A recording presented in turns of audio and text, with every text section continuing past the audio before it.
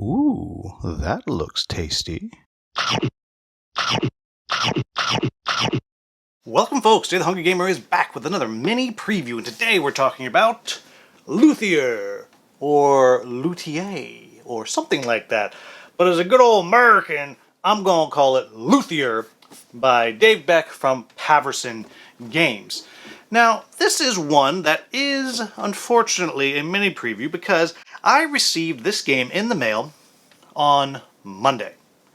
The Kickstarter campaign launched Tuesday, and someone else actually needs this prototype, so this has been a very rush, throw this video together, get it played, and I will say I've played the game 3 times, so however that lands with you, if you feel like that's first impressions or if that's enough, however you feel that lands, just make sure you understand. I've only played this game 3 times. I played it once with Mark Dainty in the UK, and since I've gotten it, I've played it twice here. So what this game is this is a game about making instruments. And back in the day, Queen Victoria, that era, and you are a specific family, like you might be the Stradivari family, as in the Stradivarius violins and all that, and you're trying to become the most renowned instrument maker. And to do that, you're going to be sending your family, which are your workers, which are discs with different numbers on them, which represent how good they are at what they do. And you'll either send them to your own player board, which is where you will rough out instruments, and then on the other side of the board, finish those instruments, or you'll send them off to the main board. And there's a whole bunch of different things you can do on the main board. You can go to the market, which is kind of a free action, and you're going to buy materials you need to work on these instruments. But you can go to the area on the top left of the board where you can get new patrons. And so you might have to pay for these patrons, and depending on the power of the disc that you put there, you might get a bonus action, but basically you're going to get a patron by going here. Those patrons are going to go on your board, and these patrons want different things. They want an instrument to be made, for sure, and then they either want to see a performance of a certain style, or they want a certain type of instrument fixed. Sometimes they need 2 instruments, and if you accomplish that, you're going to get some kind of power. It might be a power that activates at the beginning of every turn, it might be in-game scoring, it might be a bonus when you do other things, whatever, something like that. Now the catch here is, you're only going to have a few rounds to make them happy, because every round there is a cube that's going to tick down, which is one going to give you a bonus. The patrons are going to give you something, money, resources, whatever, but they're closer and closer to being upset, and then if they get too upset, they're going to be like, I'm out! And they're going to leave, you're going to take a penalty, and so on.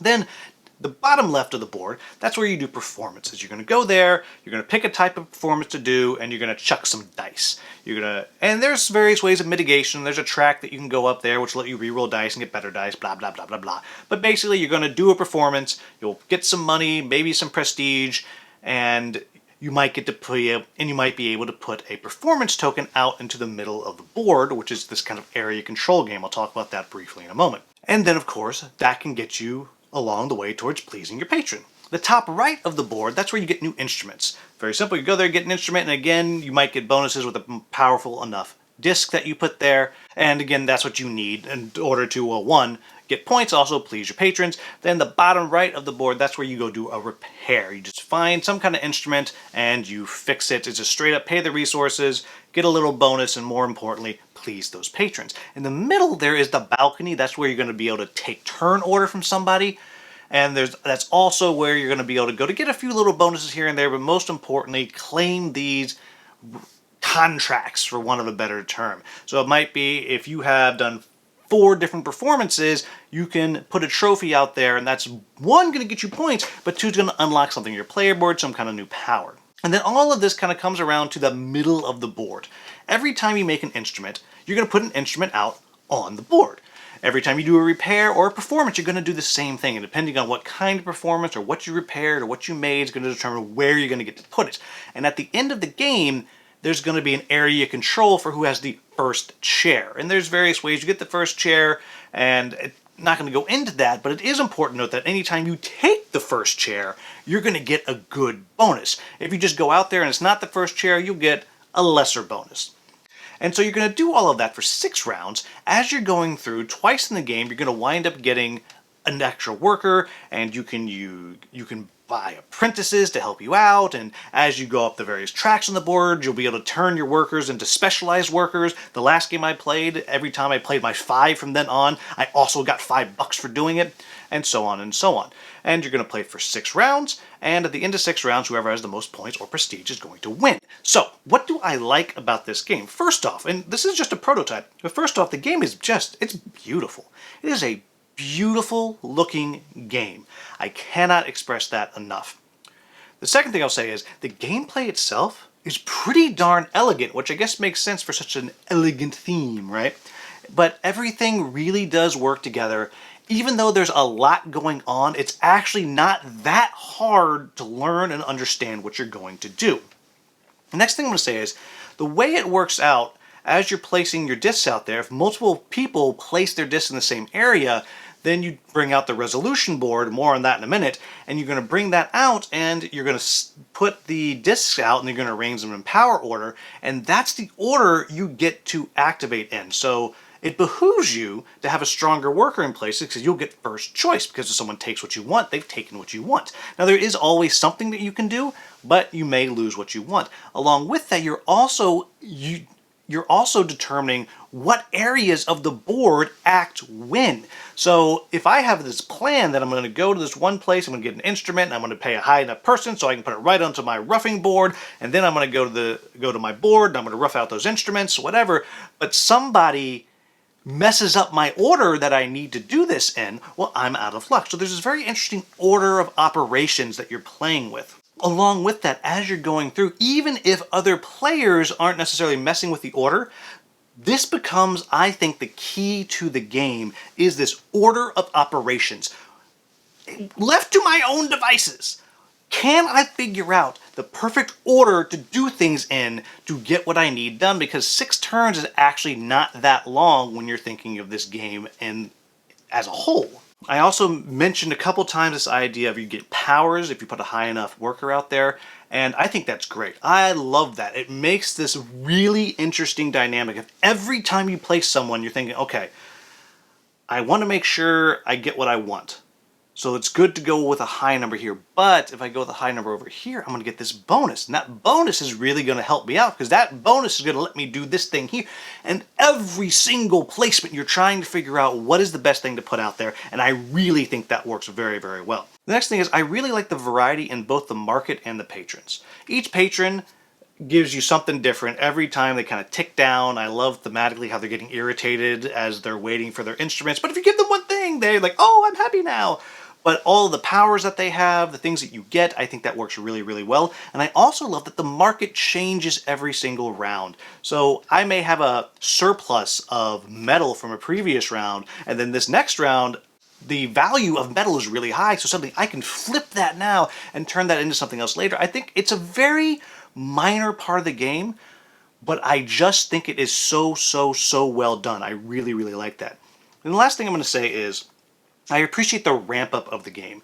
At the beginning of the game, you got 3 workers and things are kind of cooking along. But after the second turn, suddenly you have 4 workers. Then later you can have 5 workers. And it just slowly kind of ramps up.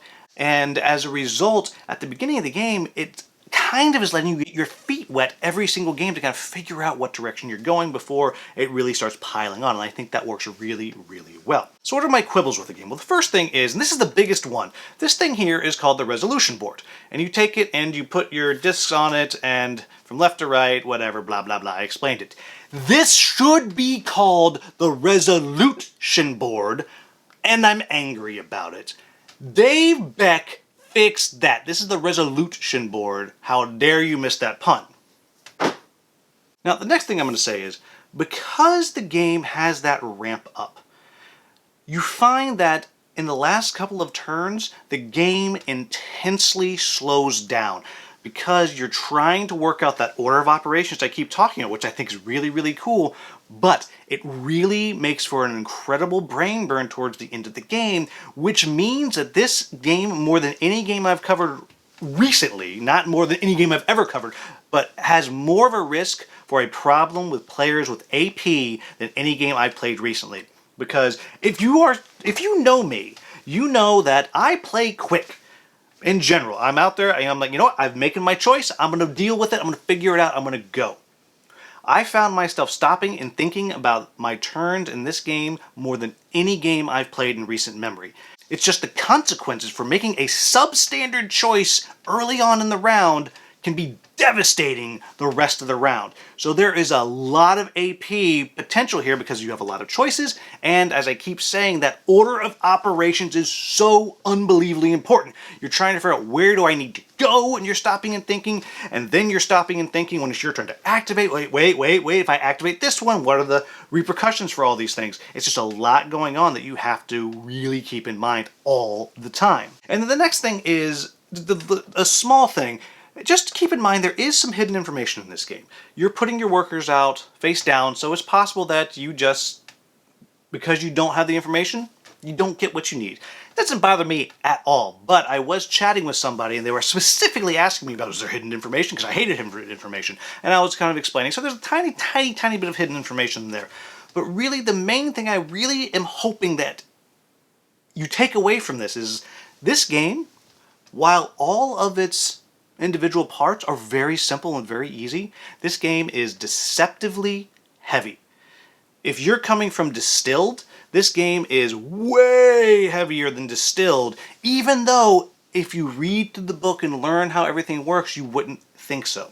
This is really a brain-burny type game, and one that kind of sneaks up on you because a real brain burn doesn't start until those last 2 rounds or so, and that's when everything's going to slow down and really intensify. But there you have it, folks. As always, if you found this video useful, please like, subscribe, share, maybe become a channel member.